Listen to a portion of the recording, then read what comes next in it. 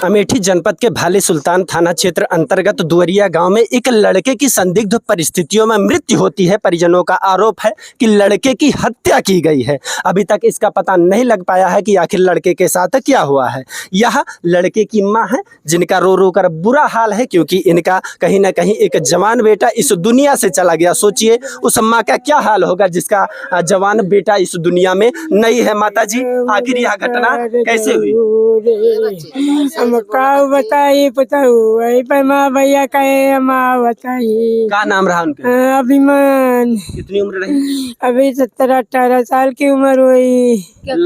भैया का अभिमान का 21 साल का है। कितनी उम्र है लगभग? 21 साल के हैं। अच्छा, बताओ, मतलब सोचिए बिल्कुल युवा थे, 21 वर्षीय उम्र। खा भाई पुताऊ रे आया रे। कहाँ रहते थे बाबू? चंडीगढ़ में गाड़ी चलाते। चंडीगढ़ से आए हुए कितने दिन हुआ था? अभी 8 तारीख का है, बुध का है, विपा का ये कांड हो गया। मतलब चंडीगढ़ से वहाँ जैसे आते हैं उसके दूसरे दिन यहाँ हादसा हो जाता है, यहाँ घटना हो जाती है। वो बलावा गए तब आए।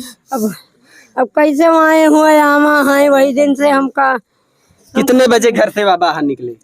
घर से बाहर निकले हुए 9 बजे निकले हैं तब से। दिन में? हाँ, शाम के आए हैं। किसके साथ गए थे? अभी हम का बताई नहीं, जो सबके साथ गए हुए के साथ बताई के हम नहीं जानते। साथ क्या के साथ गए वो का बता दियो।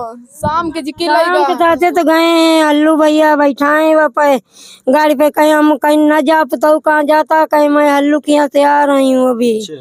हाँ, कहीं भैया होता ही। शाम को वह किसी के साथ जाते हैं, उसके बाद लौटकर वापस नहीं आए। आपको कितने बजे सूचना मिलती है कि आपके बेटे के साथ ऐसा हो गया? बाबू हमारे 9 बजे भैया को अपने फोन करा, कहा कहाँ कहीं यही खाना खा ली तो आवत ही। रात में 9 बजे आप? हाँ। अच्छा। और 11:30 बजे कई बजे बच्चे फोन आवा, 19 मिनट पे फोन आवा। तो हमसे पूछे कहाँ से बोलती है, हम काम दुवरिया से बोलते हैं। तो हमसे कहे आपके कौन है? हम कहा मेरे भाई हैं। फिर दोबारा कहें कि हम पुलिस वाले बोलते हैं क्यों नहीं, क्यों भी जगदीशपुर में एडमिट है। तो हमारे पापा पहली बार किस नंबर से फोन आया? दूसरी बार किस नंबर से? वही नंबर से, भाई के नंबर से फोन आवा है। अच्छा, हमारे भाई के नंबर से फोन आवा। हमारे भाई के मोबाइल में लाख की तोड़ी से। परिजन लगातार सवाल उठा रहे हैं कि आखिर जिस व्यक्ति ने फोन किया उनकी मोबाइल में लॉक लगा हुआ था। आखिर कोई अनजाना व्यक्ति कैसे लॉक खोल सकता है मोबाइल का, और उसी नंबर से क्यों उन्होंने कॉल किया? हाँ, उसी नंबर से कॉल आया है। 2 बार आवा, 2 बार उन्हीं के नंबर से कॉल आया है। एक गाय बोल रहे हैं कि एम्बुलेंस वाले ही, एक गाय बोले पुलिस वाले ही। क्या कह रहे हैं भैया? फोन आया तो क्या हुआ? उसके बाद जब वहाँ पे हमारे पिताजी को मोबाइल हैंड ओवर दिया गया और पैसे, अच्छा, तो मोबाइल नंबर 9:30 बजे के बाद जितनी बातचीत थी सारी डिलीट करके मेरे को मोबाइल हैंड ओवर दिया गया है। मतलब सोचिए आखिर इसके पीछे कौन है कि इनके मोबाइल का पासवर्ड खोल के इनके घर पर फोन करता है, सूचना देता है। जब इन्हें मोबाइल मिलती है तो उसकी कॉल डिटेल्स डिलीट होती है। और उसके जेब में 30,000 रुपए था। उसको हमारे पिताजी को मोबाइल दोनों चीज साथ में पुलिस वालों ने दिया था। अच्छा। ना कोई पैसा निकाला है, सिर्फ जिस नंबर से कॉल किया था सारे नंबर, मम्मी के नंबर पे फोन आया था, इन्हीं के नंबर ऊपर था। अच्छा। उसके बाद जितनी और भी नंबर पे बात हुई है, जैसे हमारे पास, भाई के पास, जिसके पास फोन सारे डिलीट है। 9:30 बजे के बाद कोई कॉल नहीं है उसमें, 11:30 बजे तक। मतलब सोचिए आप क्या लगती हैं? हम उनके बहन हैं। किसी से कोई दुश्मनी, अम्मा क्यों धमकी उमकी दे रहा हुआ ऐसा कुछ? भैया वही मोबाइल बताए जो उनका धमकी दे हुए तो उनके गवाही है बस।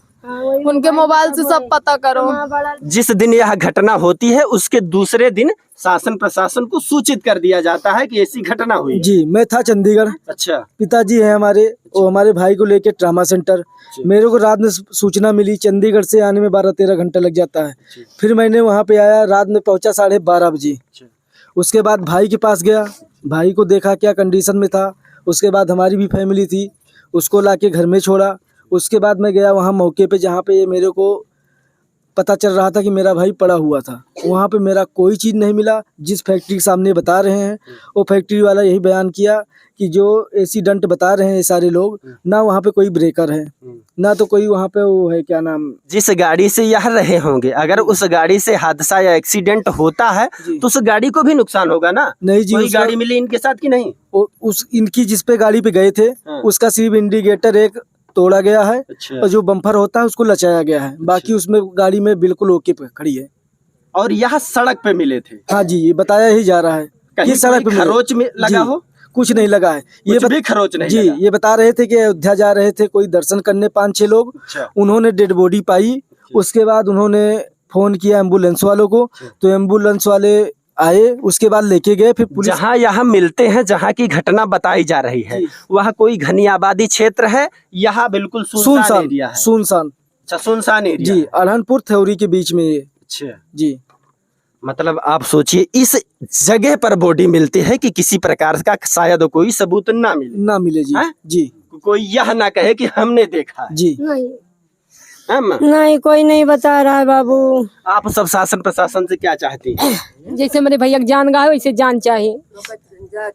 ओके जांच हुआ है? जांच हुआ पूरा हुआ है, हमारे भाग बदली जैसे मार भाई जब तक न पकड़ के लायक करिए, जब तक माँ भाई से पड़ा रहे जाए ना।